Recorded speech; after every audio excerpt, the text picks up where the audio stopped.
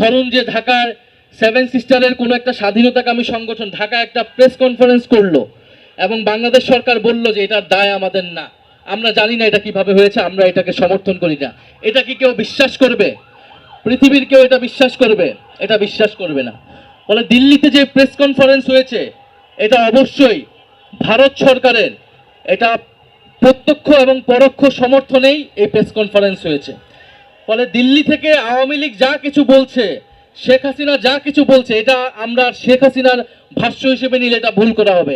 এটাকে নিতে হবে এটা দিল্লির ভাষ্য, এটা ভারতের ভাষ্য। ভারত এই বার্তাটা বাংলাদেশকে দিতে যাচ্ছে। শরীফ ওসমান হাদী এই বাংলাদেশের মাটিতে যুগ যুগ বেঁচে থাকবেন, তার চিন্তার মাধ্যমে, তার যে ভিশন সেটার মাধ্যমে। আমরা জানি ইনকিলাব মঞ্চ শুরু হয়েছিল এবং ওসমান হাদী যেটা বারবার বলেছিলেন যে বাংলাদেশের স্বাধীনতা, সার্বভৌমত্ব, সুরক্ষা এবং ইনসাফ ভিত্তিক একটা রাষ্ট্র বিনির্মাণের লক্ষ্য নিয়ে। এবং আরেকটা বড় লক্ষ্য ছিল যে সাংস্কৃতিক লড়াই। জুলাই গণ অভ্যুত্থানের পরে যখন আমরা বৈষম্য বিরোধী আন্দোলন, যখন আমরা নাগরিক কমিটি, অন্তর্বর্তী সরকার ইত্যাদি নিয়ে ব্যস্ত ছিলাম, এই পুরো ঘটনাটা ছিল রাজনৈতিক। কিভাবে আমরা রাজনৈতিকভাবে টিকে থাকবো, কিভাবে আমরা রাজনৈতিকভাবে জুলাইকে সামনে নিয়ে আসব, সামনে এগিয়ে নিয়ে যাব। তখন শরীফ ওসমান হাদী এটা বুঝতে পেরেছিলেন যে আমাদের লড়াইটা শুধু রাজনৈতিক না, আমাদের লড়াইটা সাংস্কৃতিক। এ কারণে তিনি সাংস্কৃতিক সংগঠন, সাংস্কৃতিক চিন্তা এবং সাংস্কৃতিক লড়াইটাকে সামনে নিয়ে আসেন, যেটার বহিঃপ্রকাশ ছিল ইনকিলাব মঞ্চ। ফলে শরীফ ওসমান হাদীকে এ কারণেই আক্রমণ করা হয়েছে, এ কারণেই টার্গেট করা হয়েছে যে যাতে এই আদর্শটা প্রতিষ্ঠিত না হয়, যে ইস্টাবলিশমেন্ট জুলাইকে হারিয়ে যেতে দিতে চায়, জুলাইকে পরাজিত করতে চায় এবং বাংলাদেশে ফ্যাসিবাদী শক্তির পুনরুত্থান ঘটাতে চায়, তাকে আক্রমণ, তাকে পরাস্ত করার লড়াইটা ইনকিলাব মঞ্চ এবং শরীফ ওসমান হাদী শুরু করেছিল। ফলে ওসমান হাদীকে এই জন্য টার্গেট করা হয়েছিল।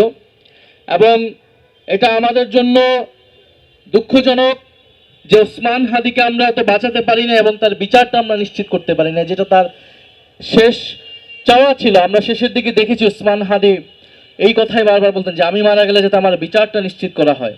এবং আমাদের যাদের নির্বাচনের অভিজ্ঞতা আছে, বিশেষত 11 দলের, আমাদের অভিজ্ঞতা সবার, এটা সবাই বলবে যে আমরা যারা মাঠে গিয়েছি, জনগণের কাছে গিয়েছি, আমাদের মা বোনদের কাছে, তরুণদের কাছে গিয়েছি, তার একটা কথা, কমন কথা সবাই বলেছে যে ভাই ওসমান হাদীর বিচারটা যাতে হয়।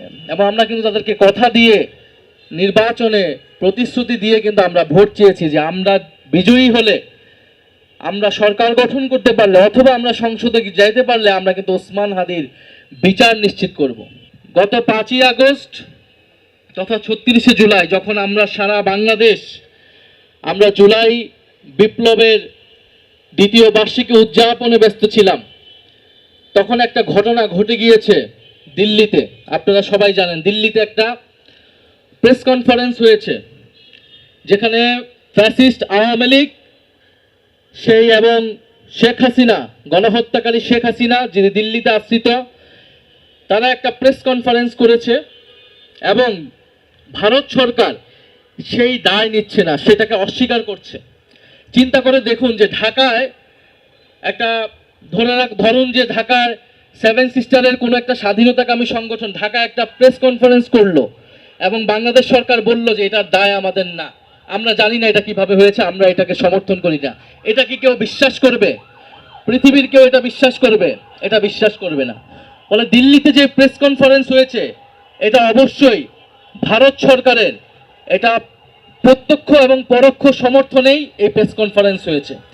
ফলে দিল্লি থেকে আওয়ামী লীগ যা কিছু বলছে, শেখ হাসিনা যা কিছু বলছে, এটা আমরা শেখ হাসিনার ভাষ্য হিসেবে নিলে এটা ভুল করা হবে।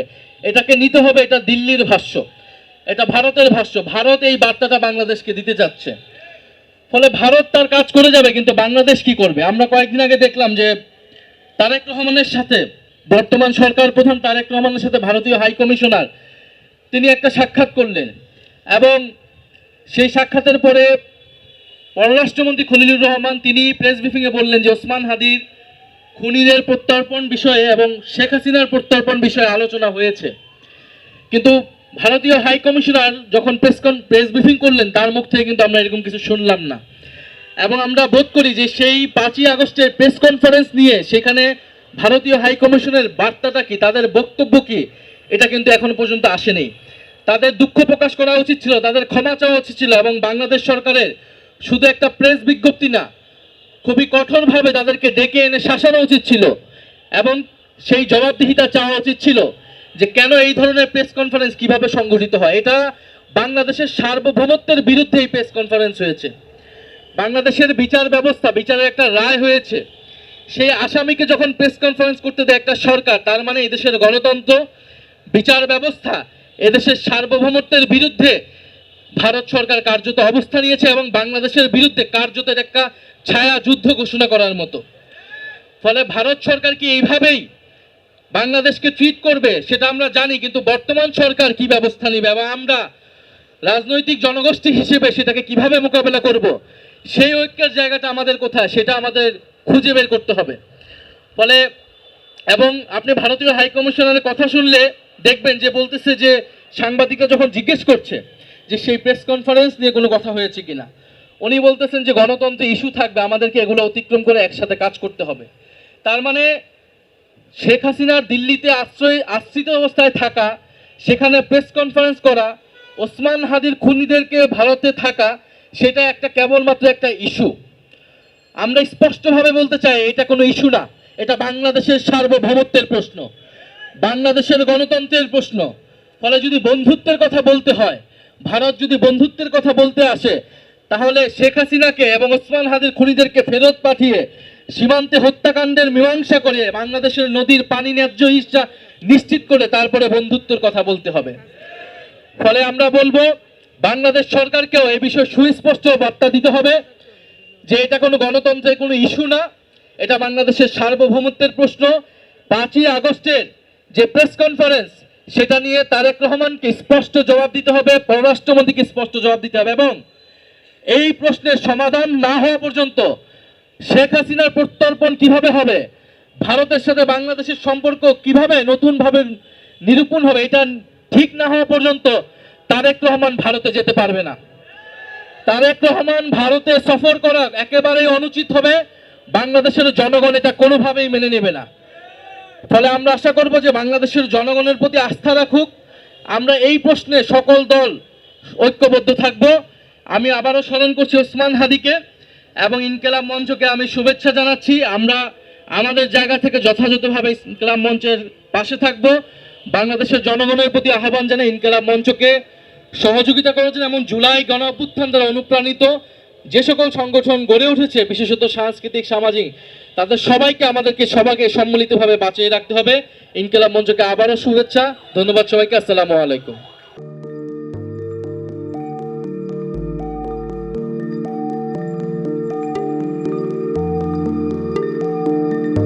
পহেলা জানুয়ারি 2026 ইউটিউব জার্নালিজমের অগ্রদূত changeTV.press সংগ্রাম মুখর 7 বছর পেরিয়ে পা রাখলো গৌরবান্বিত 8 বছরে। এই আনন্দ প্রহরে সবাইকে নিরন্তর শুভেচ্ছা।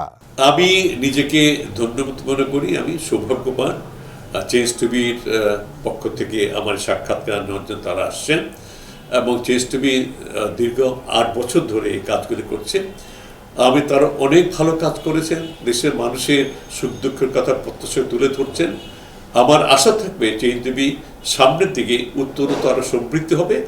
একটাই শুধু আমাদেরকে উপদেশ দিতে চায় তাদের কাছে, সেটা হচ্ছে সত্য কথাটা মানুষের সামনে তুলে ধরা, মানুষের ভিতরে কি চায় তাদেরটা তুলে ধরা, মানুষের প্রত্যাশা তুলে ধরা, এবং মানুষের মধ্যে এই যে দেশাত্মবোধটা এবং সত্যবাদীটা, এটা জাগরণ করে চেঞ্জ টিভির সামনের দিকে এগিয়ে যাবে।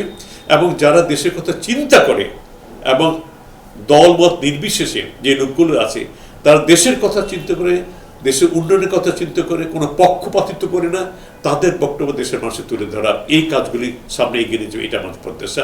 অনেক ধন্যবাদ আপনাদেরকে, দেশবাসীকে, দেশবাসী পক্ষে সবাইকে আমি ধন্যবাদ জানাচ্ছি। changeTV.press এক ফোঁটা হলুদ নেই। আমরা শুধু আপনাদের কাছে একটাই আবেদন করব, মিথ্যার পিছনে দৌড়বেন না, সত্যকে ধারণ করেন, সত্যকে জনগণের কাছে তুলে ধরেন। সেটা যতই কঠিন হোক না কেন পিছপা হবেন না, ভয়ের কোনো কারণ নাই।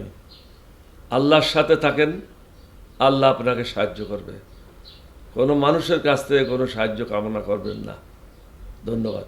changeTV.press এক ফোঁটা হলুদ নেই।